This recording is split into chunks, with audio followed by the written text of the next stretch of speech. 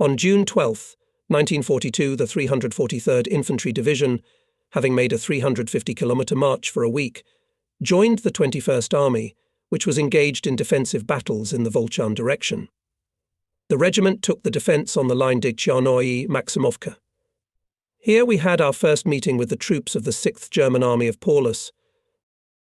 On June 30th, its strike group went on the offensive from the area of Volchansk to Ostrogozhsk, broke through the defence of the 21st and 28th Armies, and for 2 days of fighting, by the end of June 2nd, having advanced 80 kilometres, came to the area of Stary Oskol and Volokonovka. Part of the compounds of our 21st Army, including the 343rd Rifle Division, was surrounded. We, of course, did not know then the general picture of events at the front of the 21st Army, and, to be honest, we did not know anything about other regiments of our division. Communication with the division headquarters stopped after we received the order to withdraw from the previous positions. A day later, the regiment found itself near the village of Zelebok. I remember it well, covered with gardens and surrounded by beams. We came here in the evening, took the defence. On the left, on the crest of one of the gullies, the 1st Battalion of Nikolai Abukov, and on the right, across the ravine from us, the 2nd and 3rd Battalions.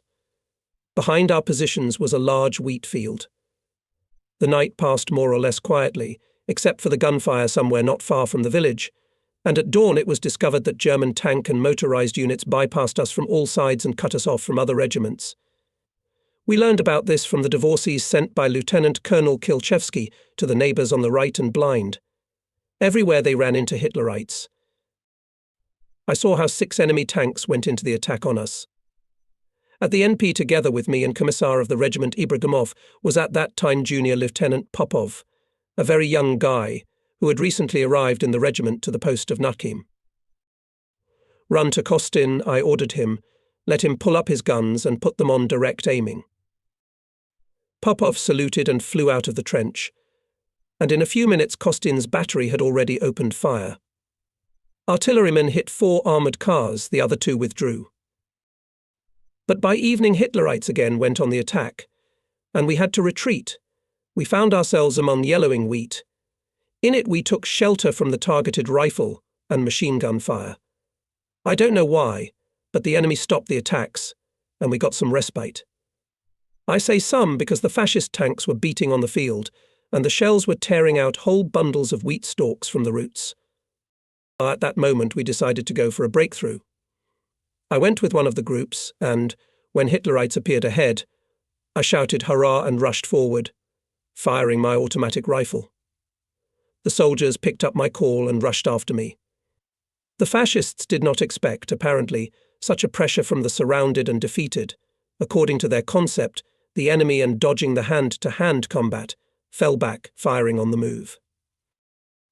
Of course, we did not do without losses. Less than half of the personnel remained in the regiment when we left the encirclement. On July 4th, the remnants of the units crossed the Dol and joined their division in the area of Luzov. Since other units had lost a lot of personnel and equipment in the offensive and defensive battles, the division needed additional manpower, weapons and ammunition. We almost completely lost the service of artillery armament of the regiment. Only Senior Gunnery Foreman M.I. Klayev, who arrived in the regiment when it was formed in August 1941, and Gunnery Foreman S.I. Strepkov, a former mechanic of one of the aircraft factories in Voronezh, came out of the encirclement. On July 6th to 7th, in the area of Butalinovka, more than 400 men were transferred to our regiment, the remnants of the 1052nd Rifle Regiment of the 301st Division, which had suffered heavy losses. Fortunately for us, in this regiment survived almost entirely artillery service. It joined our regiment headed by the head of the artillery workshop, military technician NMM Kodenko. Together with him came Senior Artmaster G.D. Gorval, Radio Master A.R. M. Zizukovich, Senior Weapons Master P. M. Kravtsov, Senior Chemical Master N.S. Makarov, and other specialists. Having been replenished with men and weapons, our regiment, as well as the whole division, was ordered to forcefully march almost 300-kilometre route through Vorobievka, Alexievskaya, Mikhailovskaya, and redeploy to the town of Frolov. Here we were additionally staffed with men, weapons and ammunition. The number of the regiment was brought to 60 to 70% of the staff.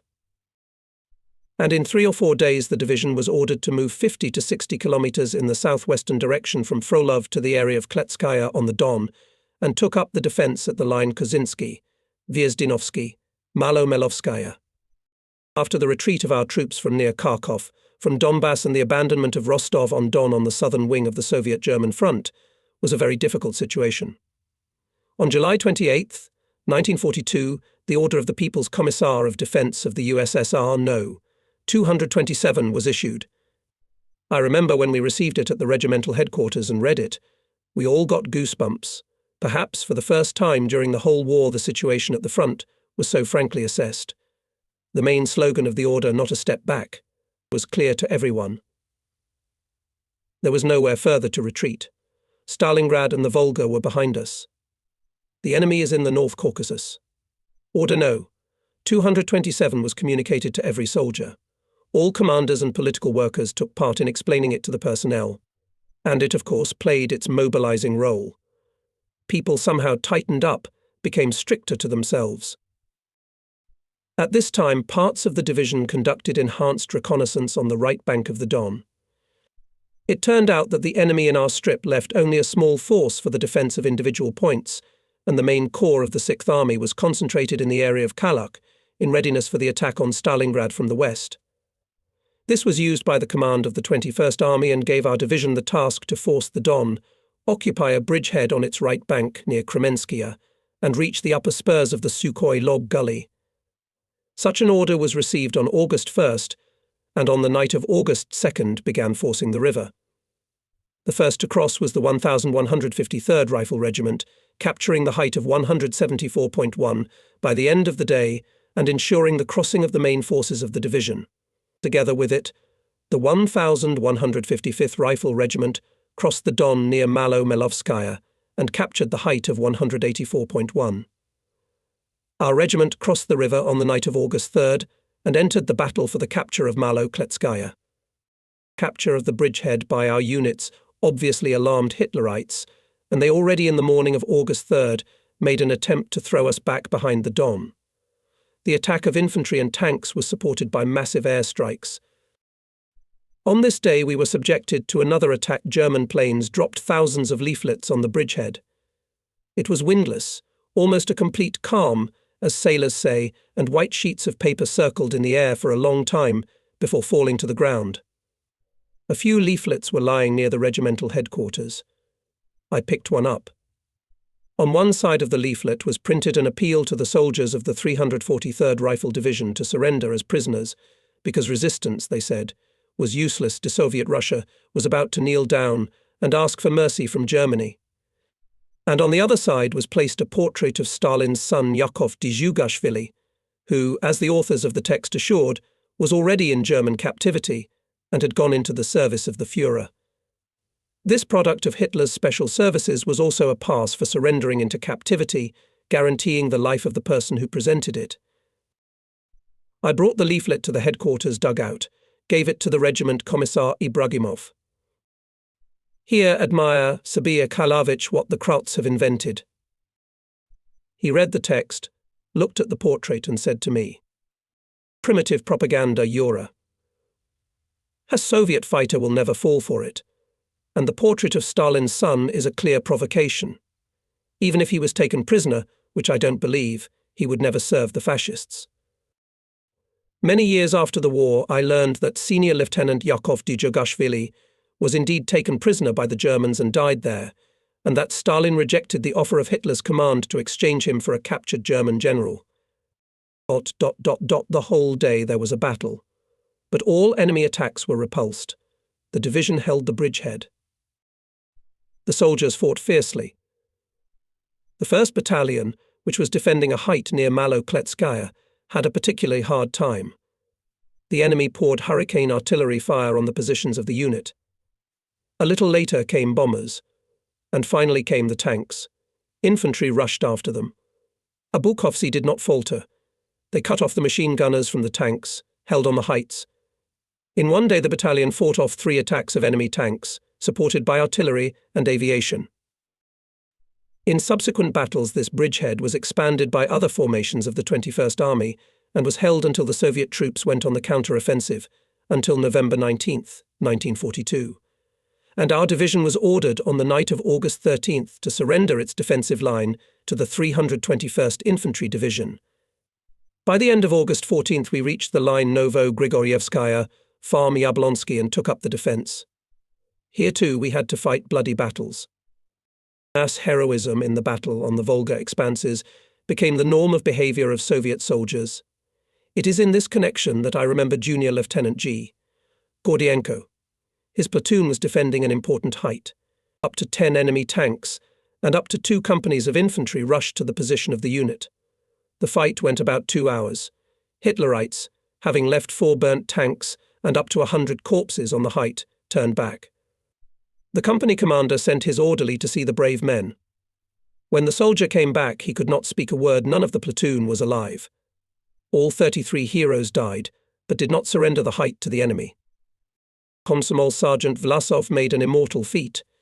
His department repelled another attack of the Germans. He was the only survivor. The fascists surrounded his trench. As long as there was ammunition, Vlasov shot cold-bloodedly and accurately. Then he fought back with grenades. And when there was 1 anti-tank grenade left, he clutched the handle and climbed out of the trench. 6 fascists rushed to our warrior to take him prisoner. But it was not so. Komsomolets Vlasov threw a grenade under his feet. I will not bore the reader with the description of battles, which the regiment fought in September and October 1942 northwest of Stalingrad. We repelled fierce enemy attacks and counterattacked ourselves, trying to improve our positions. We already knew that on September 12th the Nazis came close to the city, coming out on one of the sites directly to the Volga. We also knew about the heroic fighting in Stalingrad by the soldiers and commanders of the 62nd and 64th Armies. Almost every report of Sovinform Bureau began then with the battles in this stronghold on the Volga. And of course everyone well understood that by pulling back some of the enemy troops, we alleviate the difficult situation of our troops in Stalingrad. The city, hidden from the positions of our regiment by the heights, was burning. Black clouds of smoke hung over it, and those who had been near the Volga River told us that oil was burning on the river, spilling out of broken barges and storages. From September 28th to October 16th, the 343rd Infantry Division fought as part of the 24th Army, and then moved into the command of the commander of the 66th Army. On September 29th, the enemy made 4 infantry attacks supported by tanks on the positions of the 1151st Infantry Regiment near Kotlubani. The main blow Hitlerites struck the 2nd Battalion, which was commanded by Lieutenant Nestorenko. The soldiers of the battalion, supported by the regimental battery of Senior Lieutenant Kostin, repulsed all attacks and destroyed 4 tanks. That day, Lieutenant Nestorenko died. He was not yet 20 years old. He had recently arrived in the regiment, fought bravely and skillfully, passing for some 2 months from platoon to battalion commander. True, I must note that in the fall battles near Stalingrad we lost many commanders, and such a rapid promotion was also explained by this sad circumstance. In early October, for several days in succession, the regiments of the division tried to improve their positions. Here together with us fought the 241st and 114th Rifle Brigades. But our units had no success. We failed to break the strong resistance of the enemy. About the fierceness of those battles speak such facts. On October 7th, our regiment advanced for several hours only 300 meters, and this is after a solid artillery preparation and 3 raids of our attack aircraft on enemy positions. On this day, the commander of the 7th Rifle Company, Lieutenant Lesovoy, distinguished himself. He several times raised soldiers in the attack, was wounded, but did not leave the battlefield. In the division headquarters was reported, and the feat of machine gunner Red Army soldier Shenov. From his hand-held machine gun, he meticulously smashed the enemies until his weapon was out of order. Then the fighter stealthily crawled up to the German machine gunner, overcame him in single combat, took possession of his weapon and continued to fire. At this time I was acting as regimental commander, because Lieutenant Colonel Kilchevsky was transferred to another position in the summer, and a new regimental commander had not yet been appointed.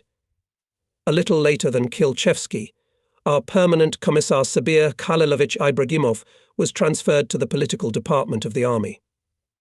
It was especially difficult for me to part with him, because for more than a year, since the birth of the 1151st Rifle Regiment, I worked with him, as they call it, hand in hand. A true communist, he taught me a lot of things, especially how to communicate with people, taught me, as well as other officers of the staff, lessons of party political work. Together with Sabir Khalilovich, we were in the font of the regiment's baptism of fire in the steppes between Taganrog and Rostov. In one boat crossed the Douai to the village of Nizhny Nilovskaya. Together froze in the snow near Kharkov and swallowed road dust in the hot summer when we retreated from the Seversky Donets to the Big Bend of the Don. Instead of Ibragimov, Battalion Commissar A, N. Shkurin was appointed Commissar of the regiment, but he procommissarst for not long.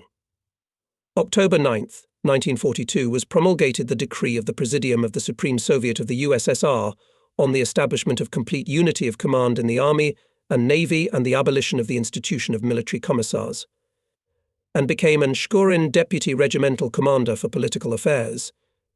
I exchanged opinions with him on the introduction of sole command, and we came to the idea that this measure is necessary and timely. It should be said that Alexei Nikolaevich, before coming to the post of Regiment Commander Lieutenant Colonel P.R. Pansky, never emphasized in relation to me his seniority in rank and age.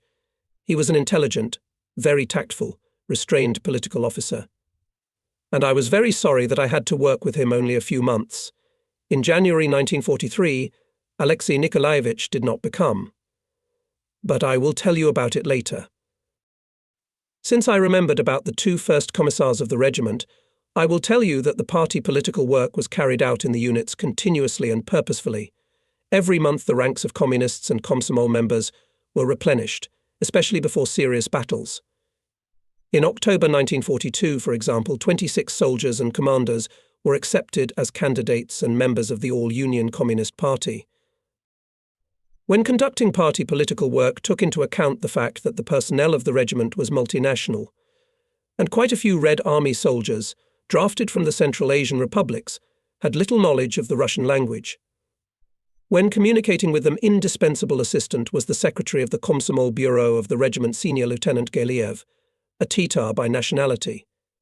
He knew Kazakh and Uzbek languages in addition to Russian and Tatar. I remember well how at regimental meetings before the battle the Komsomol leader spoke in 4 languages in a row.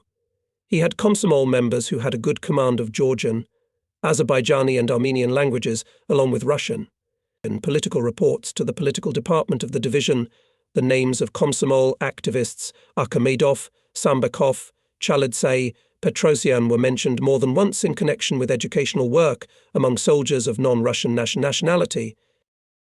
As it was mentioned above, on October 16th, the 343rd Rifle Company was transferred to the 66th Army of the Don Front, and in this army it was registered until the end of the Great Patriotic War. The 66th had the task of active actions to restrain the enemy, not to give him the opportunity to move reinforcements to Stalingrad. To accomplish this task, Commander Azjadov ordered the commander of our division to prepare and conduct a number of private battles to strengthen their positions. In these battles, of course, took part in our regiment. Especially memorable for me as the regiment's commander was the battle on October 20th in the area of Kopnoy Gully and height 112.7. The weather that day was, to put it bluntly, lousy. The rain that had fallen during the night had broken up the ground, and in the morning wet snow fell. It was hard to advance in such conditions. We had a half-hour artillery preparation, which ended, as usual, with a salvo of Katyushas. After that, our allies in groups of 5 to 6 airplanes stormed the enemy positions.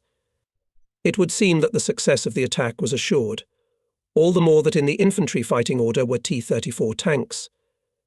And again, as 2 weeks earlier, the regiments of the division could not advance more than 200-300 meters. Why? The enemy's fire points were suppressed only partially. 730 Shevers blew up on minefields. Hitlerites had time to mine again the passages made by our sappers. In short, the conclusion I drew for myself was unambiguous: the enemy's forces must be known thoroughly if you want to succeed in battle with little blood. I must say that in these fall months in our regiment, and not only in our regiment, There was a rather difficult situation with the supply of food to the soldiers and horses' forage. The roads were muddy. Cars were stuck in the mud, and only horse-drawn wagons could bring food. One of October days, a group of soldiers of the transport company, headed by political officer Dudnikov, was returning from the supply base to the regiment. They were carrying food and ammunition. The wheels of the wagons stuck in sticky mud, and the convoy moved forward with great difficulty. Both men and horses were tired immensely and could hardly keep on their feet. It was decided to harness the horses and let them rest. And then one of the soldiers noticed that the horses were scattered across the field, bending their heads and eating something. It turned out that not far from the country road there was a whole field of unharvested wheat, though the bread was fallen. Dudnikov examined this field and came to the conclusion that at the expense of grain and straw is quite possible to replenish the regiment's reserves of fodder. About this he reported to me when he brought the cart to the regiment. I consulted with the deputy commander, and we decided to create a special group for grain harvesting. The main core of it was the men of the transport company, so immediately I entrusted this not quite ordinary business to Petty Officer F. Matura, a hereditary grain grower. With several men he went to the nearest villages to get pitchforks, rakes, scythes, rolls for threshing. Matura was lucky he got 2 pitchforks, 3 rakes, a broken roller, several scythes, and most importantly 2 faulty haymowers. One of them was somehow assembled, and the work boiled over. Then the fighters cleared a site for the current and their threshed wheat. For several days people worked on this collective farm field and harvested about a dozen hectares. Grain and straw delivered to the regiment became a great help for feeding horses. We met the 25th anniversary of the Great October Revolution in the trenches. True, representatives from all units were gathered for a short rally at which the festive order of People's Commissar of Defence I. Stalin was read. Speaking at the rally, party leader Captain Borozhenets, Assistant Chief of Staff Captain Belousov, the commander of the squad Sergeant Ipatov swore to do everything possible to prevent the capture of Stalingrad, Hitlerites. We of course did not know then that by that time the Supreme Command headquarters had already developed a detailed plan of our counter-offensive at Stalingrad, as well as did not know that the representatives of the headquarters, Army Gen. K. Zhukov, Chief Marshal of Artillery N.N. Voronov, had already worked for days in the troops of the Don, Stalingrad and southwestern fronts, preparing this counter-offensive. And on November 19th, the regiment received an appeal from the Military Council of the Don Front. Now, said in this appeal, on Pashu-Sher fell the honour to develop a powerful offensive against the enemy. During the war you and I have hardened ourselves in the struggle, gained great military experience. New units have arrived to reinforce the front. We have all the conditions to defeat the enemy head-on, and we will do it for sure. A great honour fell to us today to go into a crushing battle against the damned enemy. How joyful for our people will be the news of our offensive, of our great advance, of the liberation of our native land. We will be able to crush the enemy hordes. Forward to the enemy. The appeal of the Military Council of the Front was communicated to all soldiers and commanders at the meetings held in the units. Speaking at them, soldiers gave their word that they would not spare blood and life for the defeat of the Nazis at Stalingrad. The day of November 19th was cold. A sharp wind was blowing, driving snow dust across the field, sweeping snowdrifts, white clouds were floating across the sky. We, with the Assistant Chief of Staff Captain N. Egorov, prepared the company of Lieutenant V. Fedorenko to capture the enemy. Fedorenko to capture the enemy bunker, which was an eyesore sticking out in front of the left flank of the regiment. Because of this strong firing point, fringed by a dense network of trenches, battles had already broken out. But so far it remained in the hands of the enemy. Soldiers of the company, divided into 3 groups assault, capture and reserve, moved to the front line.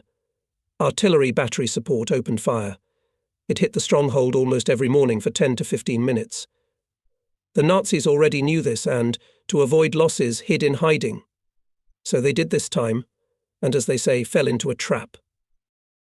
As soon as the first volleys sounded, all the soldiers of the company suddenly rushed forward, captured not only the first enemy trench, but also allowed the storming group to approach the pillbox. When Hitlerites regained consciousness, it was already too late. This defensive point was blown up. The fascists' counterattack also failed. I'll never forget the battle for height 137.8. It was a week before the New Year north of Orlovka. Here the fascists created a number of strongholds equipped with dugouts for 4 to 8 men. The dugouts were covered with sleepers, a half-metre layer of earth and armour plates taken from the tanks. The defence of the height was built in such a way that 4 lines of trenches diverged from its centre radially. This provided a mutual fire link between the strongholds and made it possible to cover all approaches to them with crossfire and flanking fire. In the first line of trenches there were machine guns. In the second and third lines there were added anti-tank guns and 81 mm mortars. In depth there were firing positions of artillery guns. It was defended by a combined battalion of the 92nd Motorized Infantry Regiment, which was supported by artillery of the 60th Motorized Division and tanks of the 16th Division. Hitlerites concentrated such a large force here because the height of 137.8 had an important tactical value. With the capture of the height, our troops had an opportunity to view and control the German defence and the road going from Orlovka to Gorodishchi, Kuzmichi, State Farm Experimental Field. And now our 1151st Regiment, together with 1153rd Regiment, received the task to seize the height of 137.8. The 1st Battalion was ordered to start the attack of fascist positions, which continued to be commanded by Nikolai Abukov, already well known to the reader, who became a captain in the battles at the Bend of the Don. Shouldered, medium height, with an unruly blonde bush peeking out from under the helmet, the 20-year-old commander with all his decisive appearance inspired confidence in the soldiers, who were ready to follow their commando in fire and water. He considered the golden rule of offensive combat words of the great Commander Suvorov: quickness and surprise replace the number. Having thoroughly studied the intelligence data, Abukov skillfully arranged the forces, clarified the interaction of artillerymen, machine gunners, persistently instilled in all the soldiers that speed and onslaught decide the success of the battle. On the night of December 25th, the bad weather raged, the frost intensified, it snowed heavily, a blizzard was rampant. Even after dark, the battalion stealthily approached the starting line. At dawn, breaking the thick veil of snowfall, flashed fiery shells Katyusha. Divisional cannons struck next. Machine guns rumbled on the enemy trenches. With the first salvos of Katyusha companies went on the attack to strike the enemy simultaneously from the flanks and from the front. By short runs, falling and bogging down in the snow, the soldiers pulled up almost to the very front line. And when the batteries moved the fire in depth, the soldiers, together with the snow whirlwind, burst into the first trench. The regimental commander sent me to the 1st Battalion, and I ran with Abukov, not a step behind the first chain.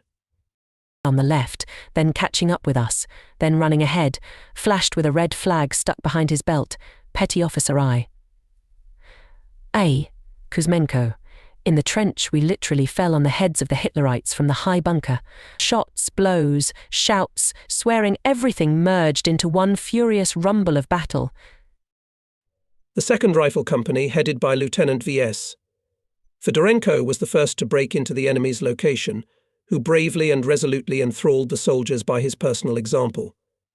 Especially successful were the machine gunners under the command of Staff Sergeant Pechorin, who, advancing from the left flank, were the first to occupy the German dugouts and thus contributed to the successful advance of the next group of fighters. Ahead is still a line of dugouts. Each is well fortified, adapted to the defence. In the course of the message to the nearest of them is approaching the machine gun crew of Sergeant Sheglov. To the right of him pulls out on the berm his armoured fighter Communist Nikanin. These are reliable and experienced soldiers. For a year and a half of war they have seen a lot, experienced, hardened. Somewhere in the back comes the sonorous bass of Sergeant Ivan Bezdorozhny. He and his crew Kostrichenko, Potorov, Leonov, Matvienko and Ruzanov are pulling up a 45 mm anti-tank gun. Infantrymen rush to their aid. Together they drag the gun across the trench. I look around for contact. Abukov catches it and shouts, "Kovtun Galchenko," to me. The liaisons appear as if from under the ground. I send them to the artilleryman with a request to intensify fire on the German dugouts. In a few minutes, the bursts of our shells become more frequent and denser. Here is already behind and the second line of dugouts. Combat and his deputy on political part, political officer Viktor Vasilievich Kuzin, together with his subordinates, have already broken through to the southeastern slopes of height 137.8. Soldiers and commanders in one impulse. No fire can stop them. Somewhere on the side of the annoying enemy machine gun, Lieutenant N.R. Rudolph, deputy commander of the company PTR, without turning his head and without taking his eyes off the fiery flashes of machine gun fire, loudly orders, "Ruger, quickly." In a matter of seconds, he smashed an enemy machine gun with his PTR and helped the Abokov machine gunners to move forward. And when the fascists moved 3 tanks in counterattack, the lieutenant set one tank on fire with the fire from the anti-tank gun, another tank was hit, and the third one was driven away. Hitlerites at any cost sought to restrain the onslaught of the Soviet soldiers. When the enemy again intensified the shelling, the machine gun company of the 1st Battalion, under the command of Senior Lieutenant F.G. Garkusha, quickly suppressed and destroyed the enemy's firing points. Garkusha himself captured in battle a heavy machine gun and used this captured weapon to exterminate the retreating Germans. His deputy, Senior Lieutenant G.D. Kramtsev, in the hottest moment of the battle, also himself lay down behind the machine gun, meticulously suppressed the enemy's firing point, and captured trophies: 1 hand-held machine gun and 10 rifles. Meter by meter, our fighters gnawed through the enemy defense. Cannons are pulled up to direct fire. At this moment it became known about the feat of Company Petty Officer I.A. Kuzmenko. In the midst of battle was severely wounded company commander. The petty officer took command. Inspiring the soldiers, he with the unfurled red flag first climbed to the height, and so skillfully organized the defense that none of the enemy counterattacks did not succeed. By noon, the enemy pulled up reserves and 2 battalions of infantry supported by tanks pounced on our left flank. There was a hot fight. Our infantrymen cut off the enemy infantry from the tanks, stopped it in the deep snow. Artillerymen, commanded by experienced commanders Kostin and Radchenko, dealt with the tanks. They set fire to 10 vehicles. The rest were stopped by the fire of the anti-tank division from the depth of our defense and withdrew. When the height was fully occupied by us, the enemy began to counterattack the regiment with the support of tanks. December 26th, during one of these enemy counterattacks, was severely wounded the day before distinguished machine gun company commander Garkusha. His deputy, Senior Lieutenant Kramtsev, took command of the company, which heroically repulsed 5 enemy counterattacks, and Garkusha was taken out from under fire machine gunner Red Army soldier V.D. Dmitriev. Iron stamina, amazing fearlessness was shown during another counterattack of Hitlerites by the commander of the squad of the APC company, Senior Sergeant A.G. Garkovenko. He was not confused when several fascist tanks rushed to the position of the unit, and the armoured gunner had only 2 cartridges left. Having instantly assessed the situation, he decided to let the tanks get closer and hit them for sure, without a miss. Having waited until they came to a distance of 100 to 150 meters, Garkovenko opened fire. With the first shot he set 1 tank on fire, with the second he hit another. All attempts of the enemy to return the lost lines ended in failure. The armoured fighters also had a great merit in this. Lieutenant V.S. Kozlov, the commander of the company, skillfully arranged the forces, confidently controlled the fire, and he himself took out the enemy tank's cannon. SAN instructor Maria Kukarskaya, who had just returned to the regiment after treatment, distinguished herself again.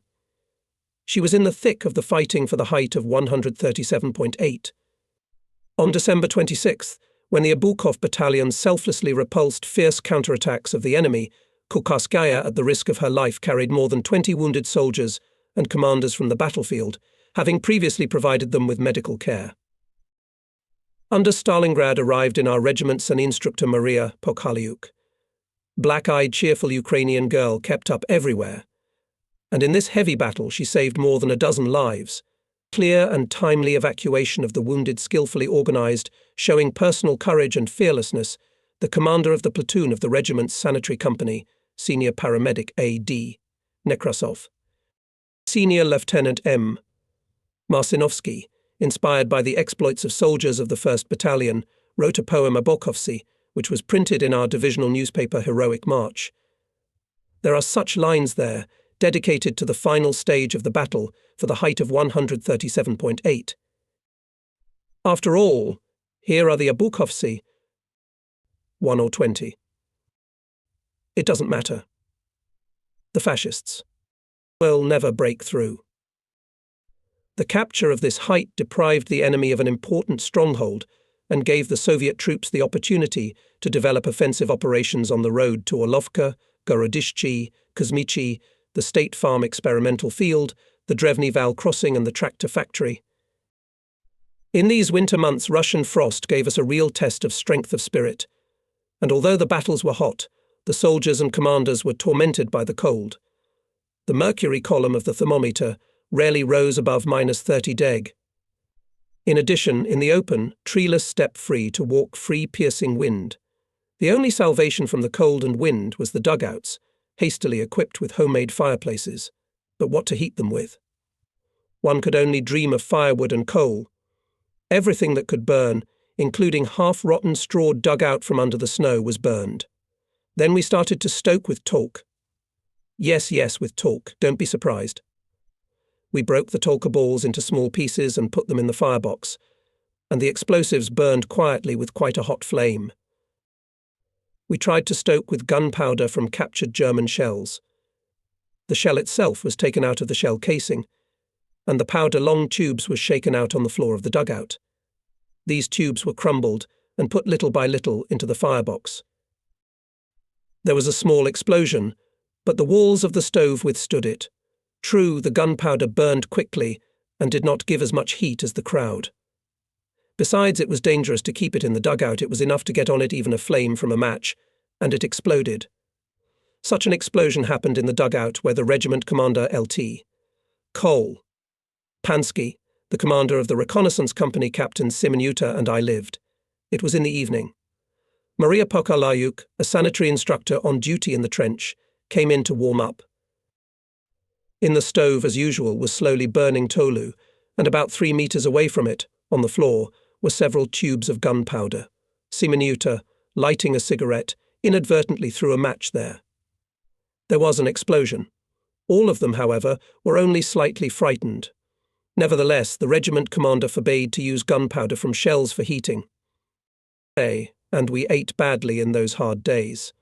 And not because there was no food in the warehouses. There was. But there was nothing to bring it on. Almost all the horses in the regiment had fallen from fodderlessness. And we had no cars. The main food was pearl porridge, which in the old Russian army soldiers aptly nicknamed shrapnel. Bread was delivered intermittently. The springs, from which we took water in the fall, froze. We got water by melting snow in cauldrons. But I can testify that even in such conditions the soldiers of the regiment beat the enemy fiercely, steadfastly repelled his desperate attacks. No one whined, did not complain about hardships. All honestly and selflessly fulfilled their duty to the motherland. In January, fierce fighting broke out over the Satu Gully. The offensive was conducted slowly, from trench to trench, from dugout to dugout. Every stronghold we captured was immediately secured. Guns were mounted on direct fire. Trenches for mortars, anti-tank guns and machine guns were equipped. This allowed us to successfully repel enemy counterattacks, to hold the conquered frontiers. In these exhausting battles we lost our comrades in arms. Brave officer showed himself in the battles for Satu Gully, commander of the 1st Rifle Company, Senior Lieutenant D. Pisarev.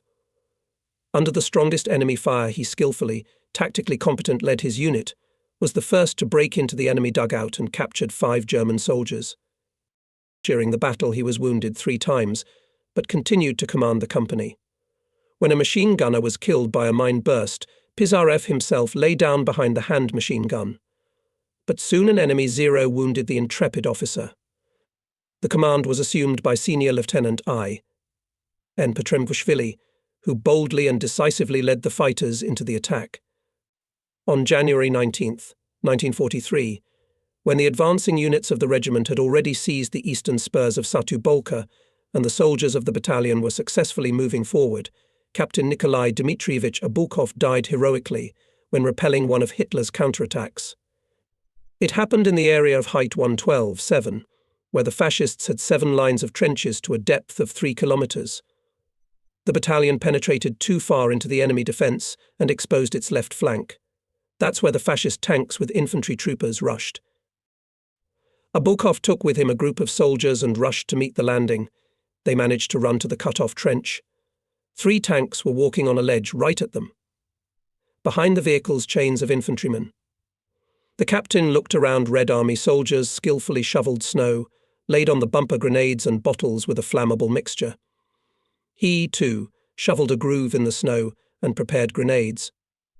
The minutes of waiting are languid. Hitler's tanks are getting closer.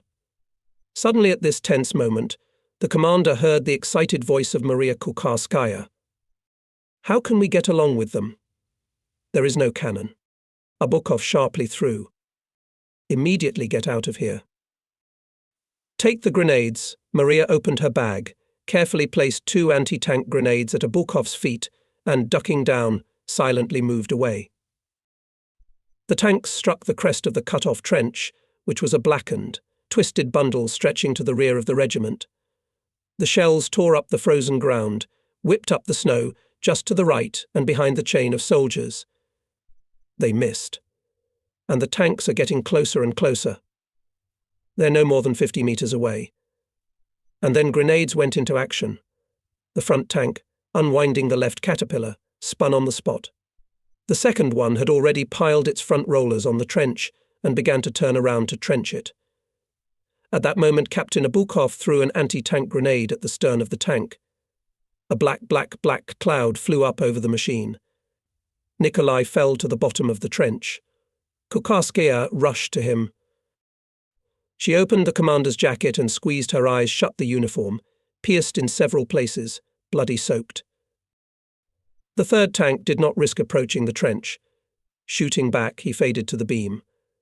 At that moment, the anti-tankers rolled out their guns to the cut-off position. In a short, bloody half-coat, Maria was rushing from one wounded man to another. An unwound bandage stretched from her bag with a white ribbon. Fatigue bent the girl's shoulders. Dozens of soldiers owed her their lives. With her own hands, she dug them out of the snow, bandaged them and dragged them on a frost-shortened cloak tent from the battlefield to the dugouts, to people, to warmth. Maria Kukarskaya's feat is unrivaled. Poems and songs were written about her at the front. The motherland highly appreciated her courage, awarding her the Order of Lenin for the battles near Stalingrad. Instead of the dead Nikolai Abukov, Senior Lieutenant M.F. Ananenko was appointed commander of the 1st Battalion. A communist with pre-war experience, Mikhail Fedorovich voluntarily went to the front from the post of chairman of the District Executive Committee. He was distinguished by enviable coolness and in the most dramatic situations of the battle never lost, acted bravely and decisively. In one of the first battles near Stalingrad, Ananenko was wounded in the leg, but he refused to go to the hospital, although he limped for almost 2 months. And to make it easier to move, he got a cavalry sabre, or rather, a blade without a sheath, and walked leaning on it like on a stick. That's how I remember him, a dashing infantryman in a cotton trench coat, with a naked sabre in his hand. Almost the whole January we were pursuing the retreating enemy. In difficult battles the regiment liberated Kuzmichi, the State Farm experimental field. The breakthrough of Hitlerites' fortifications was skillfully realized by the 1st Rifle Company, which was now commanded by Lieutenant P. I. Melnikov. Under his leadership, the company knocked out the Germans from 6 dugouts, taking 16 prisoners, in hand-to-hand combat killed 50 fascists, and captured 1 heavy and 2 hand machine guns. And the 2nd Rifle Platoon, under the command of Junior Lieutenant A. M. Martinov, knocked out the Nazis from 4 dugouts. In these battles distinguished themselves and the soldiers of the mortar platoon, Lieutenant A.F. Ilchenko, and mortar calculation, Nizakutny, Lieutenant T. M. Arbazov, deputy commander of the mortar company, constantly corrected the fire mortars. From the January reports of Sovinform Bureau we knew that there were battles to break the blockade of Leningrad, and on January 18th it was broken through. It was a great holiday for all Soviet people. And on January 21st we learned about the expulsion of Nazi invaders from Stavropol, the city where our regiment was formed, Rallies were held in the units. The soldiers decided to send an open letter to the newspaper Stavropolskaya Pravda to their fellow countrymen, in which they congratulated them on the liberation of the region and expressed the hope that Stavropol residents will revive the cities, villages and make a worthy contribution to the economy of the country. And we, the soldiers of the regiment, assured their fellow countrymen, will crush the hated enemy and will spare neither blood nor life to achieve complete victory over Hitler's Germany.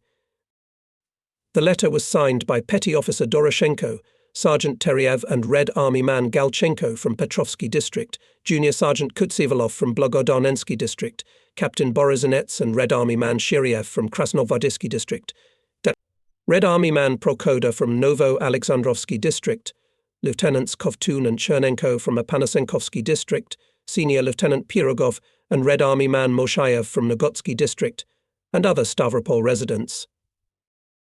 The day of January 26th was memorable for the soldiers of the regiment.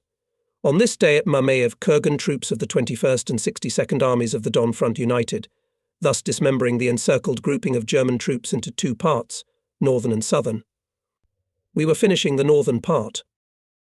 On January 23rd, 343rd Infantry Division made the main blow in the direction of Orlovka, Stalingrad tractor plant. A few days later we came close to the ruins of the factory buildings. Here they are, mangled by bombs and shells, burnt by fire, black, sorrowfully broken skeletons silently rising above the ground. It is painful to look not only at the people wounded, maimed by war, it is painful to look at the buildings turned into ruins, at the land disfigured by craters, ospreys and trenches. All this is unnatural, directed against life itself, human being. The regiment took up positions along the crest of a gully, with the strange name of Mokryaya Machetka. The CP was set up in a hut in the gully, and the NP was placed on the ridge. That day the three of us sat at the command post Lieutenant Colonel Pansky, Major Shkurin and me. We discussed how to storm a large 3-story building, apparently the former administrative building of the tractor plant. It was necessary to create assault groups, to determine the firepower to support the attack. "You take care of it, Yuri Andreevich," said to me the regiment commander, "and the commissar and I will go to the NP. From there you can see what and how to do, and at the same time to watch the Germans." Not an hour later, as the telephone buzzer sounded, I picked up the receiver, pressed the valve with my hand. "Trouble, comrade captain." I recognized the excited voice of the Chief of Intelligence, Captain Belousov. The regiment commander was wounded, and the deputy commander was killed.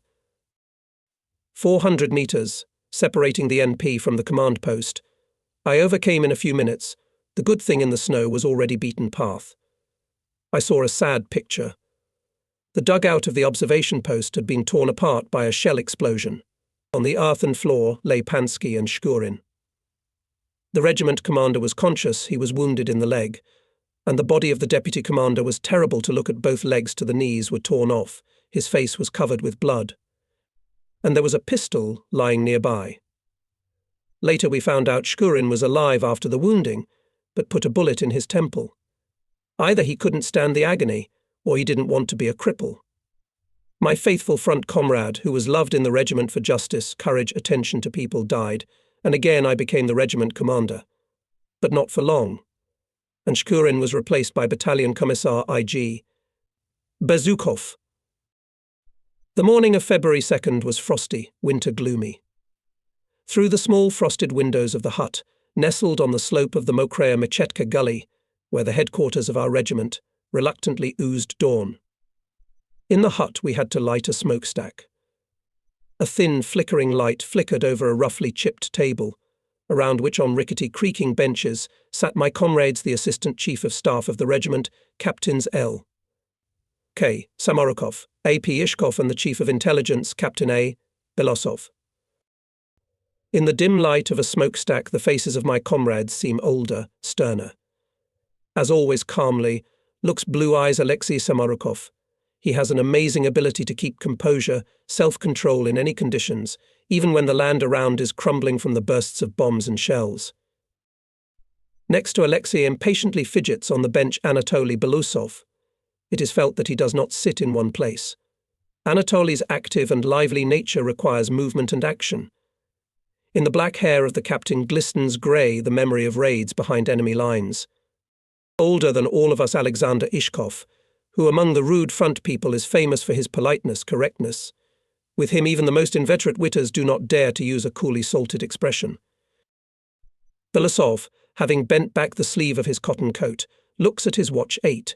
In 2 hours our regiment is ordered to attack the Nazis, who are in the ruins of the tractor plant. Damned Hans. Anatoly jumps up from the bench and finds himself at the window, covered with a fluffy coating of frost. What the hell are they doing here, like sheep? We fully share the comrades' indignation. The whole of Stalingrad knows about Paulus' surrender.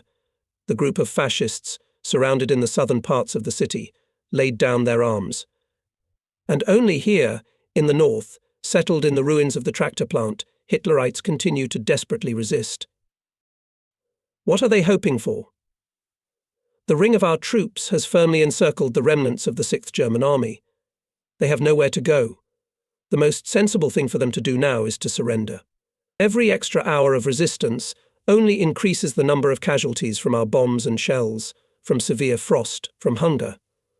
Much later I happened to read in one book that Hitler's officers received in Stalingrad 150 grams of bread a day, soldiers 50 grams. Often this miserable norm was cut in half. We fed on horse meat of frozen horses.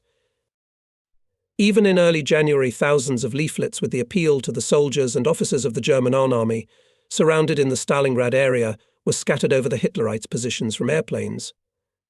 It was signed by the commanders of the Stalingrad and Don fronts, Colonel General A.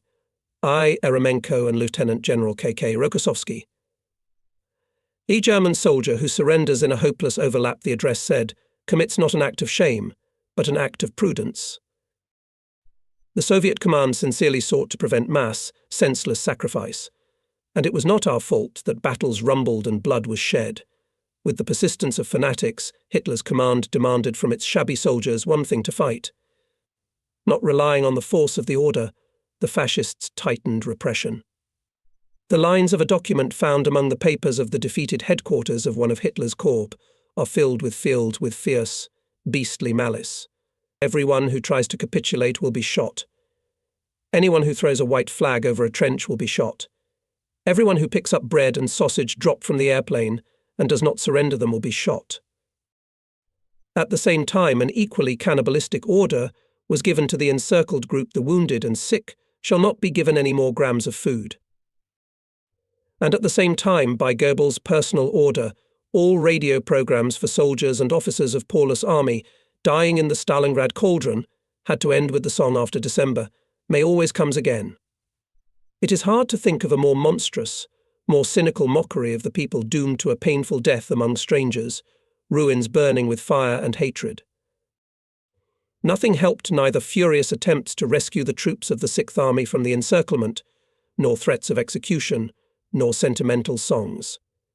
Individual soldiers, battalions, and even regiments spontaneously surrendered. The very ones that, to the thunder of victory orchestras, entered Brussels and marched on Paris.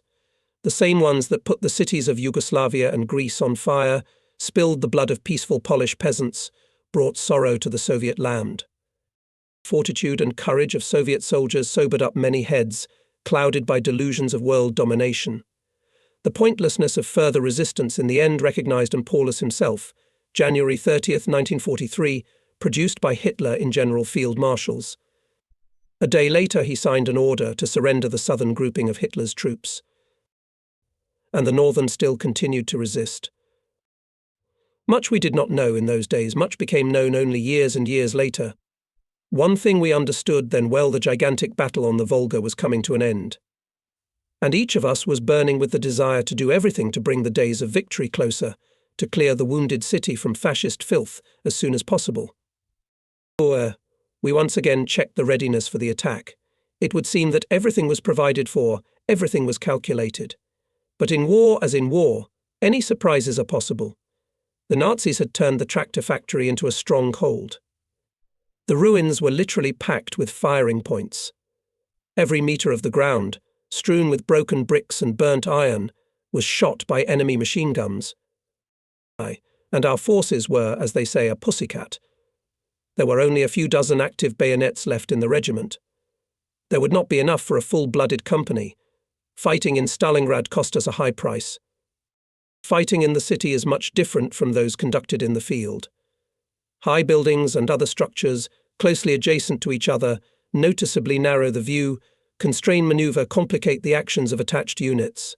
Destroyed houses, rubble in the streets, mine explosive barriers, fires split the originally adopted combat order of attacking units into separate groups, which often have to act independently. Fighting in Stalingrad led to the birth of new methods of fighting the enemy. In the conditions of a large city, the most effective were the actions of assault groups and assault detachments. Their composition and structure depended on the nature of the attacked object, its size, the strength of the defense, and the combat effectiveness of the garrison. All this influenced the choice of means of support for the attacking units. This time we were carefully calculating our capabilities, trying to maximize the use of everything that was available. It's not much, Samorukov shifted his eyebrows with concern. We should take more grenades, said Belousov. With a grenade you can pull a German out of any crevice. Ishkov went out and in a few minutes returned, carrying a pot of hot tea in one hand and a loaf of frozen bread in the other. Tea is good. Belousov revived and looked at me slyly. Have you got anything stronger? It will be stronger when you report that your scouts have given the Krots a proper smoke, I answered. Under the friendly jokes quickly emptied mugs with tea. Belousov rose from the table first. I went to the NP, he said briefly in a different, serious voice. We looked after him in silence. For a minute an anxious silence hung in the hut. Will I see you after the battle, I thought. I read the same thoughts on the faces of my comrades. The war taught us to face the truth, no matter how cruel it was. You can talk to a friend, and after a while see him lying on the ground with a bloody temple, on which rare cold snowflakes are no longer melting, and no one knows when and to whom it will happen. Captain Anatoly Arsentyevich Belousov passed alive and unharmed through the heat of battle near Stalingrad. A Nazi bullet found him on the Dnieper in the dank fall of 1943. Almost simultaneously rose from the table Samorukov and Ishkov. In their eyes, too, there was no trace of recent jokes. At the front I had witnessed more than once how even the most hardened, fearless people before the battle subtly changed, as if they cut off everything unnecessary from themselves, concentrating their thoughts on one thing, waiting for the first, most languid minutes of the attack. Suddenly the telephone beeped. I hastily picked up the receiver and heard the familiar voice of the commander of the 1st Battalion, Senior Lieutenant M.F. Ananenko. Comrade Captain. The commander's voice was filled with some kind of joy that was still incomprehensible to me. We have a parliamentarian here. What parliamentarian? I was surprised. German. A lieutenant, I think, with a white flag. What news? Just now all my thoughts were occupied with the upcoming battle, and now this parliamentarian. What does he want? Take the German to regimental headquarters immediately, I ordered. Obviously on my face was written such excitement that Samorukov and Ishkov at once exclaimed. What happened? There. I don't understand it myself yet, I honestly admitted. Wait. Now they will bring a German parliamentarian. Let's hear what he has to say. The door of the hut opened, and through the threshold stepped a medium-sized, thin German officer in a rather shabby overcoat. In spite of his poor appearance, he tried to keep up his appearance, and saluted with a dapper gesture, clicking the heels of his boots. Following the German entered political officer V.V. Kuzin, Deputy Battalion Commander for Political Affairs. Parliamentarian delivered, Comrade Captain, he reported. I involuntarily held my gaze on the German officer. It was somehow strange to see an unarmed enemy a few steps away from me. During my stay at the front, I got used to the fact that anyone wearing a fascist uniform was trying to kill me. In the same way, I got used to killing everyone who took on the enemy's guise. The only question is who can do it the fastest. and suddenly a peaceful meeting in a simple Russian hut, outside the windows of which a clear winter morning is burning. From a small stove smells cozy warmth. It seems as if a kind neighbour came in for a moment, prepared to tell some news, waiting to hear something in response. "Ah, war, what have you done, you sneaky one," sings one post-war song. It is sung about the fact that the boys put on soldiers' sizzles, parted with their youth for a while, learned a completely different life, so different from the old one. The war abruptly changed people's destinies, meetings and ideas about the world. And not in a hospitable village hut we are standing, but in the headquarters of our regiment, and not a friendly conversation we have to carry, but a tough conversation about someone's life and someone's death. The face of the German officer outwardly looks impassive, but the anxious squint of his eyes betrays the tense anxiety of the lieutenant. He's about the same age as me. Maybe at the same time we went to school, scribbling over textbooks, diligently scribbling down notebooks.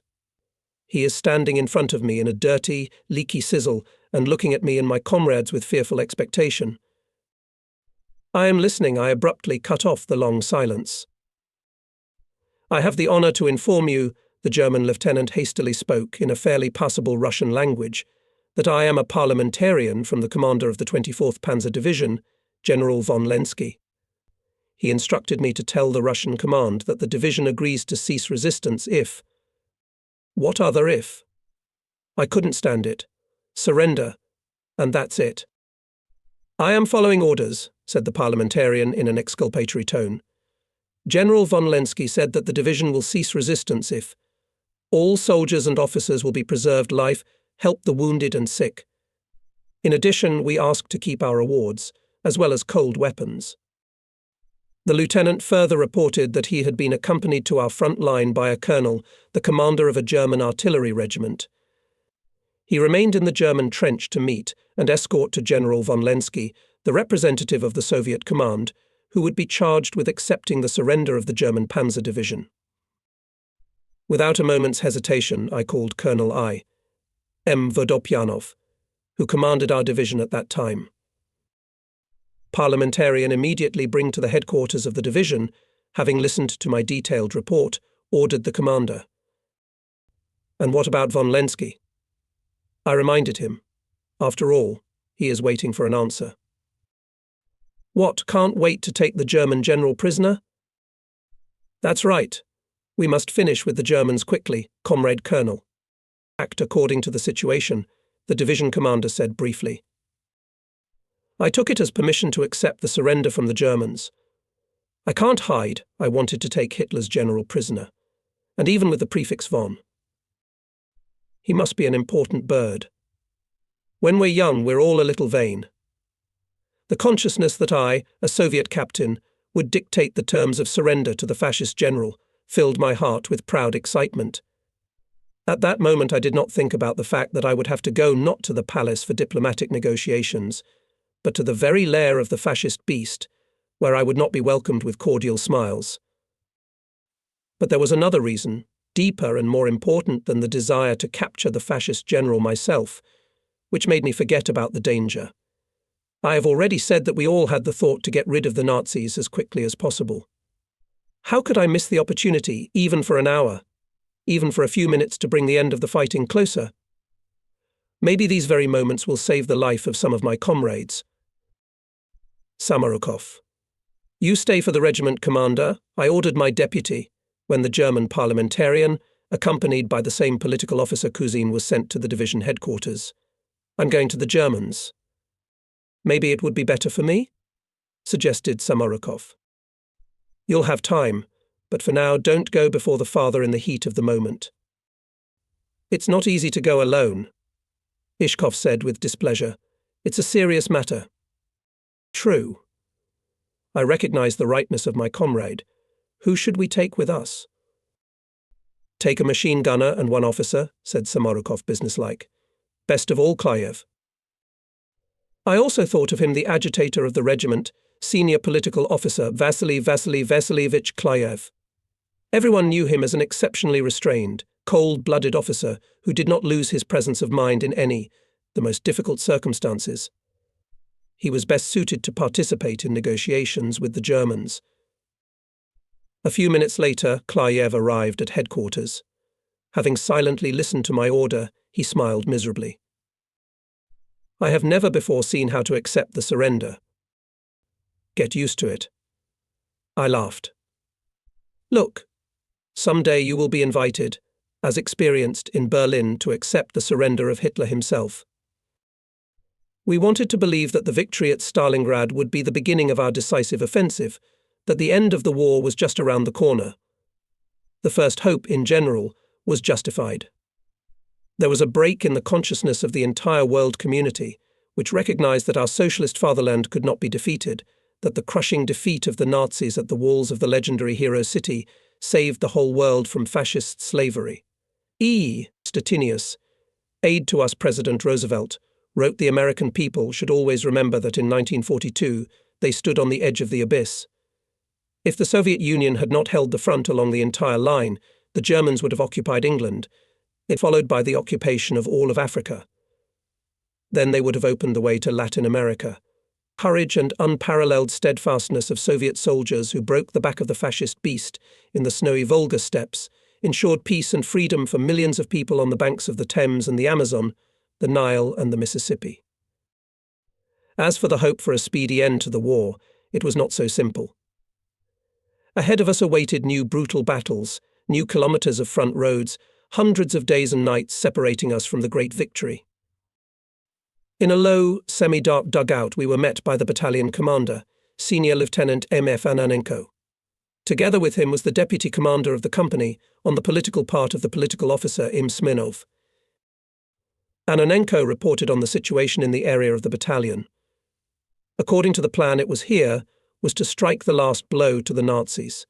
The unexpected appearance of the German parliamentarian made changes in it, and quite happy.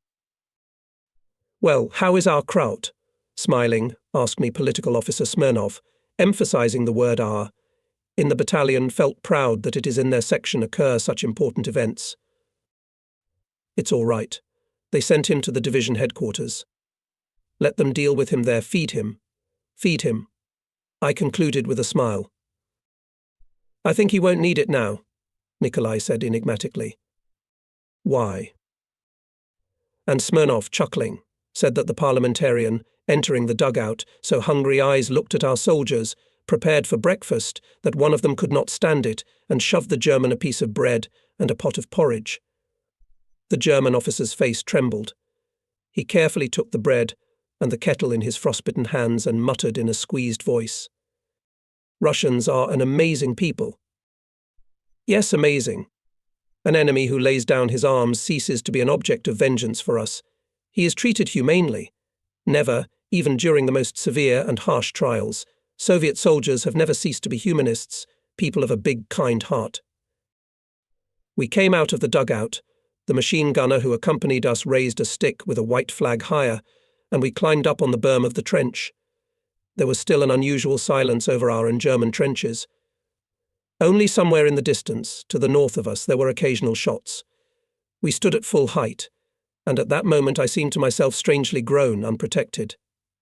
It seemed that if I took a single step forward, the silence would immediately explode with the crackle of machine gun and antimate bursts and grenade bursts.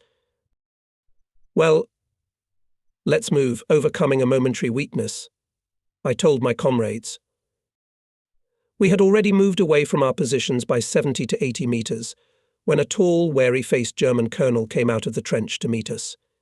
He looked at us incredulously, looking for insignia. But we were dressed the same way in Telogoriki cotton pants and felt boots. Clothes very convenient for combat operations in winter, but completely unsuitable for parade rank presentation. "Regimental Commander Captain Normenko," I came forward. "Your parliamentarian has arrived to us. I am authorized to accept the surrender of your division." From behind the shoulder of the colonel came forward some man in a half-military uniform and quickly spoke in German. I realized that the colonel had brought an interpreter with him. They exchanged a few phrases, and the interpreter, carefully enunciating the words, said in a subservient voice, "Mr. Polkovnik earnestly requests a visit to the headquarters of his regiment." "What for?" I was wary. We need General von Lenski. Take him to him.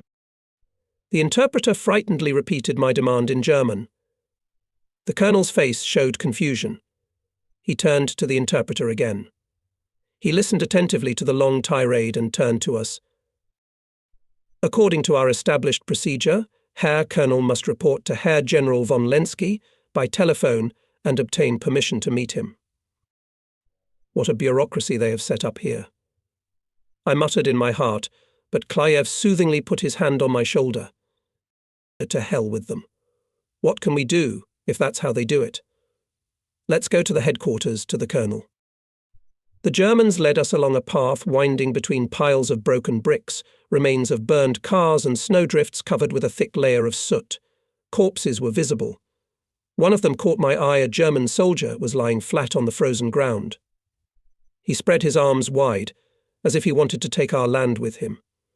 For a moment I had a vengeful feeling in my soul. No one called this fascist to our land. You wanted our land? Get it frozen, smoky, did not want to become even a grave for the hated invader. We came to the ruins of some building. The colonel silently walked forward, pushed open the board door that covered the entrance to the basement. We went down the steps covered with ice. It was dusky and cold under the low vaults of the basement, where light could hardly penetrate through the narrow windows. The German colonel had disappeared somewhere. The interpreter tramped after him and disappeared. I looked around. Dozens of wounded soldiers were lying and sitting on the dirty cement floor. From all sides I could hear moans, incoherent shouts, curses. There was nothing to breathe in the stale air from the smell of filth, rotting wounds and burnt rags. We've had it, spat the machine gunner who was accompanying us. Hearing the sounds of Russian speech, several wounded men, who were closer to us, became wary and turned their heads in our direction. There were threatening cries. I felt uneasy. What would it take for one of the fascists, who had lost their human form in this stinking dungeon, to shoot at us out of spite? Then we'd have to prove that we came here in good faith. And then the colonel just disappeared into thin air. Isn't this all a trap? What do we do now? I was beginning to think how we could get out of the cellar safely, if events should take an undesirable turn, when the colonel appeared out of the darkness, accompanied by an interpreter. He waved at us from afar. It's all right. Mister. General von Lenski is waiting for you at his headquarters. And it was funny and annoying to watch all these ceremonies that the Germans had organized around the obvious need to stop resistance. Who needs this pathetic game of significance when hundreds and thousands of soldiers are dying of wounds, hunger, fierce cold? Frankly speaking, I was tempted to say to the Germans, cut the crap. Time is running out, and only the fear that this might harm the cause for which we had come here kept me from strong expressions about the praised German pedantry. We were relieved to get out of the cellar. After the stuffy gloom of the underground shelter, the winter sunny day seemed to me even brighter, and the frosty air unusually fresh and clean. The German colonel went ahead again. In about 10 to 15 minutes we found ourselves near the ruins of a house, near which a sentry was standing. He silently let us inside. Between the ruined walls we could see the entrance to the cellar. We went down into it, and I saw a spacious, fairly clean room. German officers were walking about, talking to each other. When they saw us, all of them, as if on command, stopped and stood waiting. From the opposite end of the cellar, a short, stubby general appeared silently and walked straight toward us. Two other generals followed him sluggishly. Mr. General von Lenski, the interpreter respectfully introduced him, but I already understood that before us was the commander of the very German division, which is ready to lay down arms. Who are you? Asked me through the interpreter von Lepsky. Regimental commander, I answered dryly. Your rank? Captain. On behalf of the Soviet command, I suggest that you cease resistance immediately. Only then will the conditions your parliamentarian informed us about be fulfilled. Von Lepsky twitched, but quickly regained his composure. Only his shoulders slumped.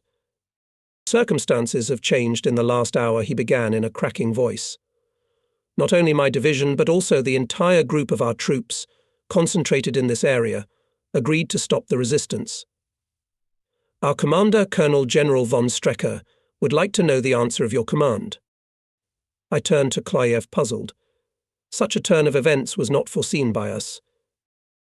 We need to quickly inform ours, whispered Vesely Veshe. No matter how much I wanted to finish with all the formalities, but Klyev was right, it is necessary to notify our command of the new circumstances of the German surrender. I must inform the army commander, I said loudly. Okay, von Lenski nodded curtly. About 20 minutes later, we were back in Ananenko's battalion. To my surprise, the deputy commander of the army, Major General M.I. Kozlov, was already waiting for us there. How are the backgrounds? Impatiently asked him. The commander is very interested in matters with the surrender of the Germans. I reported in detail about everything we encountered in the German headquarters, stuffing up the price of the fascists. General Kozlov grinned and added animatedly forward, Stalingraders. Ours has taken it after all. Colonel von Strecker, tall, thin, with a jumping from excitement cadacle on his wrinkled neck, standing at attention, tensely listened to Major General Kozlov, who listed the terms of surrender and invited von Strecker to follow to the army commander, General Zhadov. Permit me to take an adjutant with me, hesitantly asked Strecker, and raised on Major General Kozlov watery eyes. He waved his hand, say, to hell with you, take it. When we left the headquarters of the commander of the northern grouping of Hitler's troops, columns of German prisoners were already being built in the street. Soldiers and officers of the now defunct 6th Army were stretching eastward in a long line. The miserable look was at these grief-stricken conquerors. Many of them wandered along the road to Dubovka with frostbitten noses, ears wrapped in rags, in ersatz mittens made of straw. Only our 343rd Infantry Division took 6,796 Hitlerites prisoner, among them 4 generals, 12 colonels, 112 other officers, 510 non-commissioned officers. In the area of the tractor plant, the division captured from the enemy 67 guns of different calibers, 13 mortars, 8 6-barrel mortars, 207 machine guns, 30 tanks, 6 armoured vehicles, 2 warehouses with fuel and ammunition, and a lot of other weapons and property. Above Stalingrad was a clear, calm sky. It was like that for the first time after 200 long days and nights of the Great Battle. And it had to happen that on this very day, February 2nd, the day when the fighting was over, I received my third, fortunately the last, wound in the war. And it happened like this. After I escorted General Kozlov together with the captured German General von Strecker from the regiment, I wanted to look at the Mother Volga, even if it was covered with snow. After all, I had been fighting near it for 3 months, but I had never seen it. I took a machine gunner with me and went through the ruins of the tractor plant, and only we came to the crossroads, from where the Volga was clearly visible, only I looked at it, a shot rang out. Immediately my right leg was burned and I fell down. A machine gunner ran up. "What's the matter, comrade captain?" "I think I was wounded," I said. But I thought to myself, what an accident. I survived the battle unharmed, and here you are. Truly, a bullet is a fool. A Red Army man bandaged my leg, helped me to get to the knife headquarters, and from there to the infirmary. There they examined the wound. It turned out that the thigh bones were not damaged, but nevertheless they wanted to send me to the hospital. I asked to be connected by phone with the division commander, reported the situation to him, and he allowed me to stay in the infirmary. The weather in February 1943 was unusually severe. It seems that Ukrainians gave this month the name fierce not in vain. Penetrating, cold winds blew across the expanses of Stalingrad land. The snowstorm was bringing high drifts. The snow gradually covered under its cover the mangled enemy tanks, guns and other military equipment scattered haphazardly on the steppe, covered the craters from aircraft bombs and artillery shells. Unusual was also the silence that reigned around, which replaced the rumble of cannonade, the crackle of gunfire, rumbling almost continuously on the banks of the Great Russian River for half a year.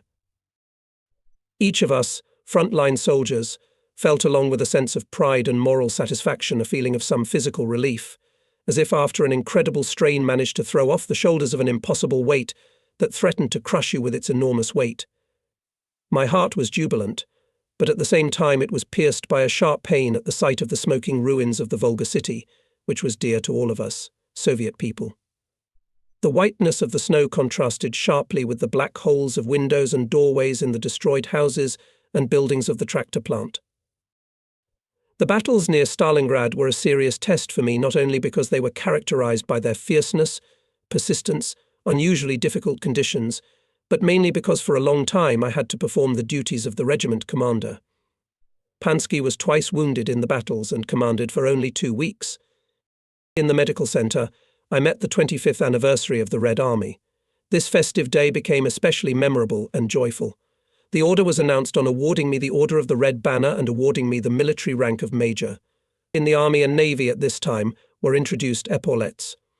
So I returned to the regiment, already having them on my shoulders. I returned to my post Chief of Staff. I must say that in the battles of Stalingrad, soldiers of our regiment, as well as all other units involved in this grandiose battle on the Volga, showed mass heroism. For bravery and courage, 152 soldiers, commanders and political workers were awarded orders and medals. On February 24th, I was visited by Senior Lieutenant V.I. Dodnikov in the medical unit. He told me how the holiday was held in the regiment and division. On the slopes of Grachvaya Gully, right on the snow, out of frost-covered stones and lumps of frozen clay, were laid out in big letters slogans: "Long live the 25th anniversary of the Red Army, glory to the heroic defenders of Stalingrad." At the headquarters of the division, cleared of snow, a large area, in the center of which put in the vicinity of 2 trucks with folded swords. By noon, soldiers of all units and subdivisions of the division lined up in front of the podium with unfurled battle banners. At exactly 12 o'clock, the command attention was heard. Major General M.A. Yusenko, commander of the division, went around the formation, greeted the soldiers, congratulated them on the holiday and the victory in the Battle of Stalingrad. Then he went up to the improvised podium, where there were already Deputy Commander of the division, on the political part of the regimental Commissar V.N. Smirnov, head of the political department of the division battalion Commissar Alaska Tichenko, Chief of Staff of the division, Colonel M. Vodopyanov. Everyone knew that Major General M.A. Yusenko during the Civil War was awarded 2 Orders of the Red Banner for bravery and courage shown in battle. We also knew that he considered it his duty to be among the soldiers, trying to see everything with his own eyes, had a kind, truly paternal character, remaining a demanding, strong-willed commander. In his short speech, he noted the main milestones of the quarter-century heroic path of the Red Army, called on all soldiers, commanders and political workers to carry with honor the battle banners, covered with glory in the coming battles. He emphasized that the victory at Stalingrad was of great political and military importance. A loud hurrah echoed repeatedly in the frosty air. Then the units and subdivisions marched past the tribune in a solemn march. Dudnikov brought me in fresh issues of the divisional newspaper Heroic March. In one of them was published a poem by Lieutenant J. Satanovsky, Stalingrad March. Of course, now I realize that it is far from being a poetic masterpiece. But in those days, when the battles on the Stalingrad land were still fresh in my memory, the poem seemed to me even good. I will cite here a few quatrains of this march. Let us remember, fellow Stalingraders, of recent affairs, how the military road led us to victory. Let's remember the Rodnikova Gully, the first battle for the height. Let's remember how in a blizzard we reached the Satu Gully. The road was not easy. The way to Stalingrad was hard. Words to those who met their doom. Like a Bulkov, the combat. Through the experimental field, Kuzmichi and Drevnie Val, to the very walls of Stalingrad. We were led by our general. For almost a month our regiment was at Ilovlia station. Like other parts of the division, was engaged in combat training. During the classes, special attention was paid to the accelerated mastering of combat skills with the use of firearms, hand-to-hand combat techniques, general physical training of new recruits. The regiment was staffed with personnel. The division created training units, where officers and sergeants with extensive combat experience were appointed as commanders. In his memoirs 4 Years of War Hero of the Soviet Union, Army General A.S. Zhadov rightly noted that these measures later fully justified themselves. We were able to significantly replenish the losses at the expense of our own training units. Now, we built combat training taking into account the requirements of the combat regulations of the Red Army Infantry, which came to the troops at the end of 1942. It took into account the experience of fighting in 1941 to 1942 and gave clear recommendations on the organization of both offensive and defensive combat. The statute also defined specific duties of commanders and staffs to manage units in combat, to organize interaction. Our 343rd Infantry Division in early April arrived at the place of its new deployment at the station Kanovaya. In the middle of April 1943, by the order of the Supreme Commander-in-Chief, the 66th Army was transformed into the 5th Guards Army, and on May 4th, also by the order of the Supreme Commander-in-Chief, the 343rd was transformed into the 97th Guards Rifle Division. And our 1151st Rifle Regiment became from that day on to be called the 289th Guards Rifle Regiment. By that time the regiment commander P.R. Pansky, who had already become a lieutenant colonel, had returned from the hospital. All of us together, the regiment commander, his deputy and the political part 1. G. Bazukov and I thoroughly discussed the plan to hold meetings and talks in all units dedicated to the transformation of our division and regiment in the Guards. But first there was a division-wide rally. Our mood on May 5th was solemn and uplifted, which was in no small measure facilitated by the warm spring weather. The first to speak at the rally was the division commander, Major General Ma Yuzenko. He announced the order to transform the unit into the 97th Guards Division, congratulated all present on this event, and expressed confidence that its soldiers will honorably carry the name of Guardsmen to increase their feats of arms and achieve together with the entire Red Army the final defeat of the hated enemy. By this time all the units of the regiment were fully staffed with personnel, weapons and ammunition. Although fierce battles were to be fought, and the Guards were persistently preparing for them. Companies learned to storm the long-term, deeply echeloned enemy defences, studied methods of fighting new types of German tanks and self-propelled guns. Regimental and battalion staff studied methods of unit management in all types of combat. Party political work in the units intensified. Party and Komsomol workers paid a lot of attention to the new additions. They told the young soldiers about the combat path of the regiment and its traditions. Company and battery party organizations were strengthened in all companies and batteries.